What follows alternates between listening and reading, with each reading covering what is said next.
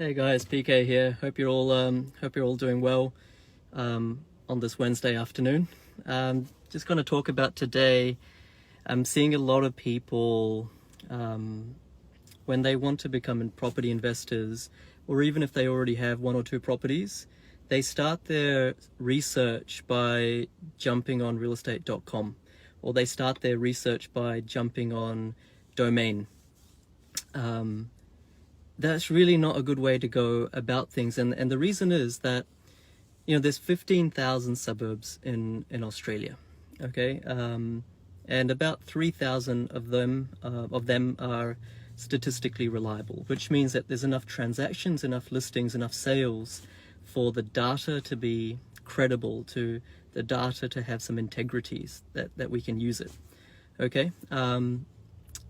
So if there's 3,000 suburbs that are potentially investable, if you want to use that word, then what purpose does it solve by jumping on realestate.com immediately? We can't scan 3,000 suburbs or even 100 suburbs very easily just by going on realestate.com, right? So that's why a lot of people, and it's not their fault, it's just they don't know yet. They spend so many weeks or days or sometimes months researching. Researching isn't a bad thing. We want to do research, but we don't want to spin our wheels, okay? So don't just jump on realestate.com.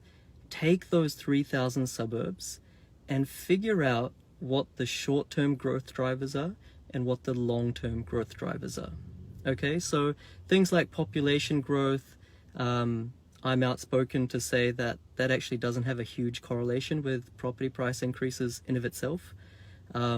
But population growth close to amenity like schools, hospitals, water, train station, these things don't dictate short-term growth, right? Just because you're close to the CBD, that doesn't mean that suburb is going to have growth in the first 3 to 5 years. That's not how property markets work.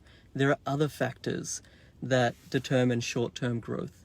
And as property investors, yes, we want to have that long-term growth. We don't want to be in a place that doesn't grow long-term, but really we want that short-term growth, okay? Because the way that compounding works, of course, is any long-term growth, if it's compounding on short-term growth, then that long-term growth is further exacerbated, it's stronger, right? So we really, as property investors, want short-term growth.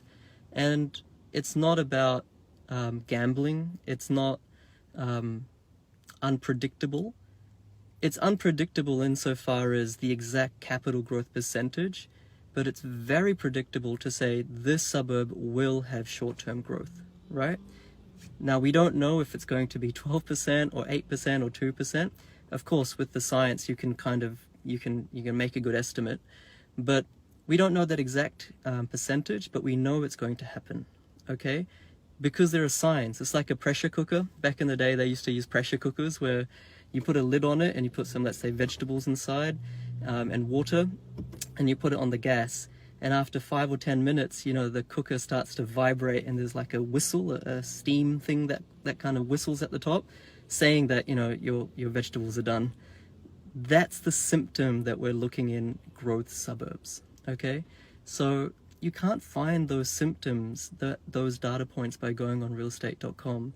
You need to have a reliable set of data. I personally use 35, other people may have their own systems. 35 data factors, a sequence on how to look at them and how to interpret them together, right? That will dictate the extent to which you'll achieve short-term growth. Okay, so growth is king in a buy and hold strategy. Different strategies, it's different. In buy and hold strategy, we want to be cash flow positive, that's not negotiable, but we want growth in the short term. Long term, yes, but short term as well. Okay, so if you're just starting out your property journey, congratulations. It's going to be a very profitable journey. But if you are already, starting off your journey, or if you already have some properties and you're looking for your next one, don't just jump on realestate.com. Do that. But once you've selected out of the 3,000 suburbs, your top 1, 2, 3, I generally don't like to go more than 3 because then it's hard to kind of mentally get around it. But top 3 suburbs for you. Now your suburbs will be different to mine, to another person's, because we're all individuals. We have our different strategies, right? Different parts in the risk portfolio and the evolution of our portfolios. So, you know, I just can't stress this enough. Hopefully, just by adopting this tip, you will be able to shave off hours, if not days, if not weeks, off your research time. So start with research, not on domain, not on realestate.com. And I don't simply mean just core logic either. There is a plethora of data that you should be looking at from different sources, triangulating it and figuring out, is that suburb in a pressure cooker environment? If it's not, it may still have long-term growth, but we want short-term growth. Okay, hopefully that was useful. If not, let me know as well. But if it was, please comment below just so I can see if you guys are getting value out of this. What else? Yeah, that's basically it. All right, have a good rest of the evening. Catch you later, guys.